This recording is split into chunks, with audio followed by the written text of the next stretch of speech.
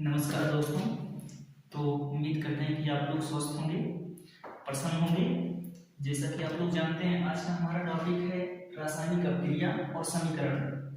रासायनिक अपक्रिया किसे कहते हैं? जब एक या अनेक पदार्थ मिलकर कुछ नए पदार्थों का निर्माण करें तो यह क्रिया रासायनिक अपक्रिया कहलाती है। जैसे for example NaOH plus HCl। जब NaOH ये क्षार है सोडियम हाइड्रोक्साइड और HCl हाइड्रोक्लोरिक अम्ल को मिलाते हैं तो इससे कुछ नया पदार्थ बनता है। जैसे देखो, यहाँ से OH और यहाँ CH आपस में मिलकर पानी बनेगा और Na और Cl आपस में मिलकर NaCl बना लेंगे। तो यह क्रिया रासायनिक अपक्रिया कहलाती है। कुछ पदार्थ, दो पदार्थ या दो से अधिक पदार्थ, एक पदार्थ भी हो सकता है, जब कुछ पदार्थों से कुछ नए पदार्थों का निर्माण हो तो यह क्रिया रासायनिक अपक्रिया कहलाती है। जब कोई रासायनिक अपक्रिया होती है तो इससे कुछ चीजों में परिवर्तन आ जाता है। जिससे परिवर्तन आप किस किस चीज में सकता है? रंग में परिवर्तन आ सकता है, अवस्था में परिवर्तन आ सकती है, स्वाद में परिवर्तन आ सकता है,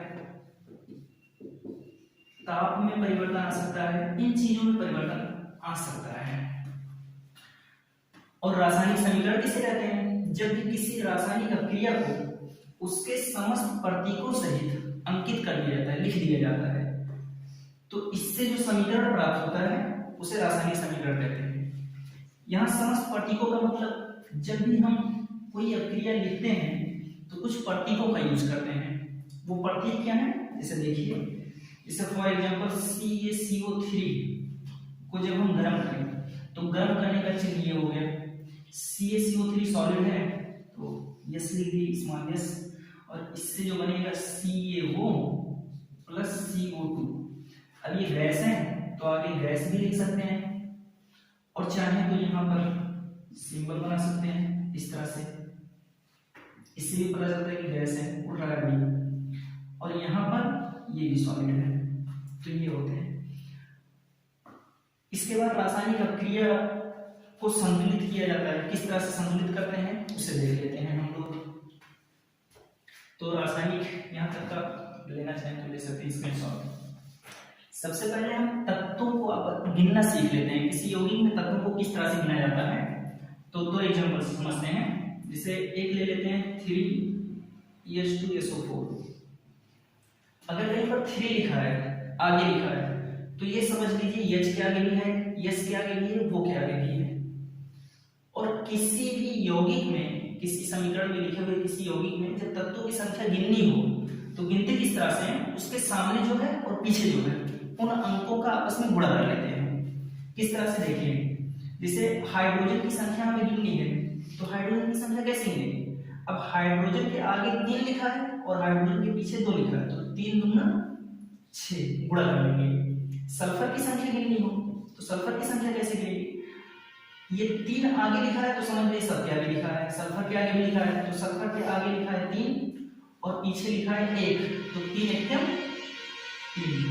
ऐसे ऑक्सीजन को गिनना हो तो ऑक्सीजन के आगे भी समझ लीजिए 3 लिखा है तो 3 चौक 12, यानी ऑक्सीजन के आगे 3 लिखा है और ऑक्सीजन के पीछे 4 है, दोनों का गुणा करेंगे तो 3 चौक 12। यानी इस कंपाउंड में, इस स्थिति में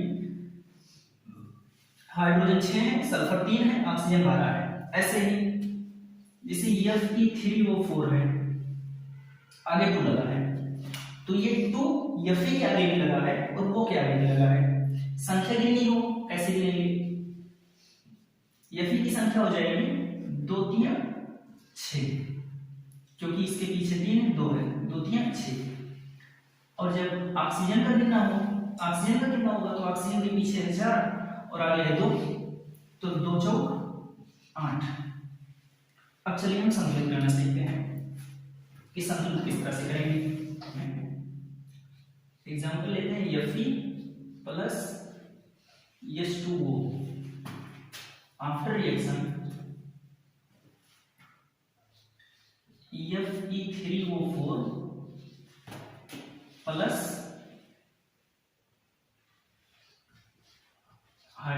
डैश। ये एक एग्जांपल देखते हैं। सबसे पहले रासायनिक समीकरण को संतुलित करना है, तो सबसे पहला चीज ये ध्यान में रखना है कि इस फार्मूले में कोई परिवर्तन नहीं आना चाहिए। जो रासायनिक समीकरण संतुलित करने के लिए दिया जाए उसको हम डिब्बे में कर देते हैं, कोष्टक में कर देते हैं। हमें इसमें कोई परिवर्तन नहीं करना, इसमें हमें कोई परिवर्तन नहीं करना, इसमें हमें कोई परिवर्तन नहीं करना। रासायनिक समीकरण को संतुलित करने का इतना ही मतलब है कि जिसे इस चिन्ह के पीछे पूंछ की तरफ वाले को हम अभिकारक कहते हैं और इसकी इस तरफ इन चीजों को हम उत्पाद कहते हैं। अभिकारक में सारे परमाणुओं की संख्या अभिकारक में उपस्थित परमाणुओं की संख्या के बराबर होनी चाहिए, बस इतना ही मतलब है। संतुलित रासायनिक समीकरण का मतलब अभिकारक में कितने कितने हैं। तो लोहे में कितने हैं, लोहे में गिन लेते हैं, तो इधर कितने हैं, इधर एक है, क्योंकि Fe के आगे भी 1 है पीछे भी 1 है, तो एक एक क्या यह। हाइड्रोजन के कितने हैं, तो हाइड्रोजन है 2, 1 दूनी 2, और ऑक्सीजन कितना है इधर, तो उसकी संख्या है 1। अब इसे संतुलित करना है, तो संतुलित किस तरह से करते हैं। सबसे पहले हम ये देखते हैं कि किसमें सबसे ज्यादा अंतर है, डिफरेंस किस तत्व में सबसे ज्यादा है। तो जिसमें सबसे ज्यादा डिफरेंस हो सबसे पहले संतुलित उसी को करते हैं। जिसमें यहाँ पर ऑक्सीजन में देखिए, यहाँ पर 1 ऑक्सीजन है, यहाँ पर 4 ऑक्सीजन है, सबसे ज्यादा डिफरेंस इसमें, ये तो बराबर ही है। इसकी अपेक्षा इसमें ज्यादा डिफरेंस है, इसलिए सबसे पहले संतुलित इसे करेंगे। अब इसको संतुलित करना है पहले, तो किस तरह से संतुलित करेंगे, किधर संतुलित करेंगे, तो सबसे पहले उस साइड में संतुलित करते हैं जिस साइड में संख्या उसकी कम होती है। तो इधर ऑक्सीजन 1 है, तो इधर पहले संतुलित करेंगे। अब इस 1 ऑक्सीजन को 4 ऑक्सीजन बनाना है, तो 1 ऑक्सीजन को 4 ऑक्सीजन बनाने के लिए क्या करना पड़ेगा, इधर हम लगा देंगे। अगर हम इस 1 ऑक्सीजन को 4 ऑक्सीजन बनाना चाहते हैं तो पीछे हम कोई अंक नहीं लिख सकते, हमेशा आगे लिखना है, तो 4 लिख दें। तो ऑक्सीजन कितने हो गए 4, इसे काट कर लिखते हैं यहाँ, ऑक्सीजन कितने हो गए 4, लेकिन साथ में हाइड्रोजन 4 दूना 8 हो गया, हाइड्रोजन 4 दूना 8 हो गया। अब फिर से हम ये क्रिया करते हैं, देखते हैं कि किसमें सबसे ज्यादा डिफरेंस है। तो ये तो बराबर हो गए, 2 और 8 में अधिक डिफरेंस है, इसमें थोड़ा कम डिफरेंस है, इसमें ज्यादा डिफरेंस है। तो अब इसे संतुलित करेंगे, किस तरफ संतुलित करेंगे, जिस तरफ संख्या कम होगी। तो संख्या इस साइड में कम है, 2 है, तो हाइड्रोजन 2 से कितना बनाना है, 8 बनाना है। तो हाइड्रोजन 2 से 8 बनाने के लिए आगे 4 लिखेंगे, 4 गुना 8, तो हाइड्रोजन हो गया 8। अब लास्ट में जो बचा उसे संतुलित करते हैं, तो इधर 1 है, इधर 3 है, किधर कम है, इधर कम है। जिस साइड में कम है उसको 1 से कितना बनाना है, 3 बनाना है, तो 1 से 3 बनाने के लिए यहाँ पर 3 लगा दो, हो गया। और ये हमारे सामने संतुलित रासायनिक समीकरण है। तो ये रिएक्शन भी देख लेते हैं। अब इसमें सबसे पहले हम तत्वों की संख्या गिनते हैं कि कितने तत्व कहाँ पर हैं। चलिए देखते हैं। सबसे पहले इसमें सोडियम देखते हैं, इस साइड में गिनते हैं सारी चीजों को। सोडियम देखते हैं, तो सोडियम की संख्या कितनी है, 1 है।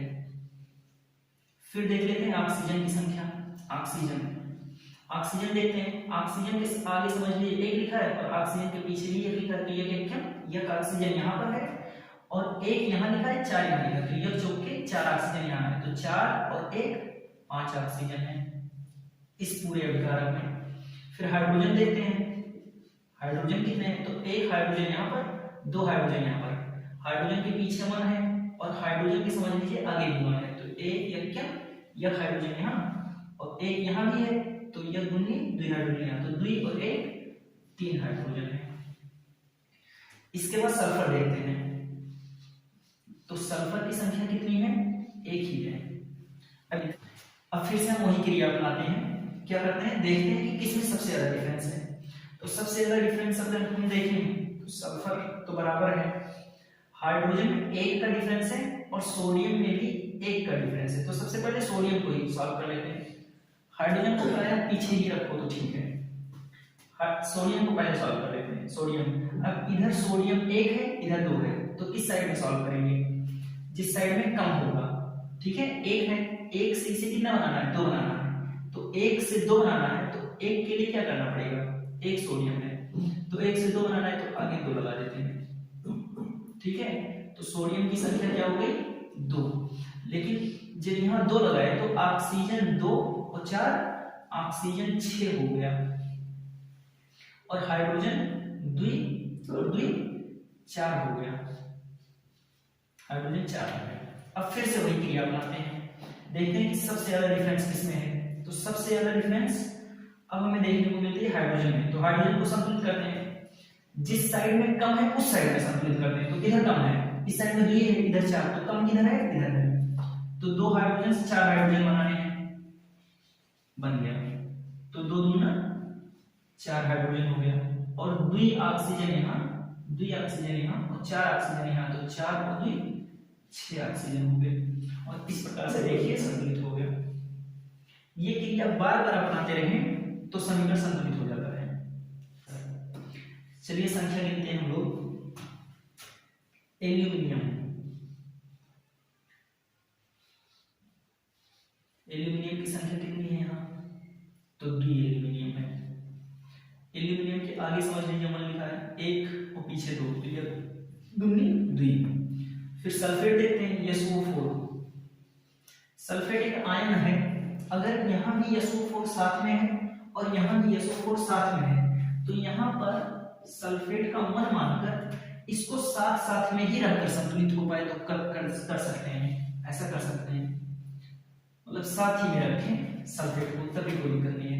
तो SO4 मान सकते हैं यहाँ पर कि SO4 3 ठो है, और यहाँ पर SO4 अभी एक मान लेंगे, ठीक है। इसको अलग अलग क्यों नहीं है, जब साथ में यहाँ भी है, साथ में यहाँ भी है। तो SO4 कितने हैं, 3, यहाँ 1 मान लेंगे अभी। SO4 की संख्या क्या है, 3 है। Ba कितने हैं, बेरियम, बेरियम की संख्या है 1, और क्लोरीन की संख्या है 2। चलिए उधर देखते हैं। तो एल्यूमिनियम इधर कितने हैं, एल्यूमिनियम इधर कितने हैं, आगे 1 पीछे 1, क्या 1 एल्यूमिनियम है। SO4 कितने हैं, जिस तरह से यहाँ सीक्वेंस है उसी तरह से रखिए। तो SO4 कितने हैं, तो SO4 1 है, 1 पार्टिकल है। फिर Ba कितने हैं, ये भी 1 है, और Cl कितना है, 3 है। वही क्रिया अपनाएंगे फिर से हम लोग, देखेंगे कि सबसे ज्यादा डिफरेंस किसमें है। तो इसमें तो है नहीं, इसी में सबसे ज्यादा डिफरेंस है, हाँ इसी में सबसे ज्यादा डिफरेंस है। इसमें सबसे ज्यादा डिफरेंस है तो संतुलित किस साइड में करेंगे, जिस साइड में इसकी संख्या कम होगी, यानी कि इधर। अब इधर SO4 1 है, इधर 3 है, तो इसको 1 से 3 बनाने के लिए क्या करेंगे, यहाँ 3 लगा देंगे, यहाँ 3 लगा देंगे, और जब यहाँ 3 लगाएंगे तो क्या होगा, 3 समझ लीजिए SO4 हो गया। SO4 कितने हो गए, 3 हो गए, लेकिन साथ में Ba भी 3 हो गया, बेरियम भी 3 पार्टिकल हो गया, 3 पार्टिकल हो गया। अब बेरियम भी 3 पार्टिकल हो गया। फिर देखिए, अब फिर से वही क्रिया बनाते हैं। सबसे ज्यादा डिफरेंस किसमें है, तो सबसे ज्यादा डिफरेंस अब बेरियम में हो चुका है। तो बेरियम में किधर कम है, इस साइड में कम है, इस साइड में कम है, तो 1 है, 1 से इसे 3 बनाना है। तो 1 से 3 बनाने के लिए आगे 3 लगाएंगे, तो 3 1 क्या 3 बेरियम हो जाएंगे, लेकिन साथ में 3 दूना 6 क्लोरीन हो गए। अब फिर से वही क्रिया अपनाते हैं, देखते हैं इधर क्लोरीन को 3 से कितना करना है, 6 करना है। इसी में सबसे ज्यादा डिफरेंस है भाई, तो जिधर कम है उधर संतुलित करते हैं। 3 से इसे 6 बनाना है, 3 से 6 बनाने के लिए क्या करना पड़ेगा, 3 है 6 बनाना है इसको, तो आगे 2 लिख दीजिए, 2 दिया 6 हो जाएगा। लेकिन साथ में एल्यूमिनियम 2 हो गया, यानी 1 से कितना हो गया, 2 हो गया। अब देख लीजिए सब कुछ बराबर है, ठीक है। तो इस विधि को कहते हैं हिट एंड ट्रायल विधि, हिट एंड ट्रायल विधि। अभी जो हम लोगों ने विधि सीखी है समीकरण को संतुलित करने का, दोनों तरफ पार्टिकल की संख्या बराबर करने का, इस विधि का नाम है हिट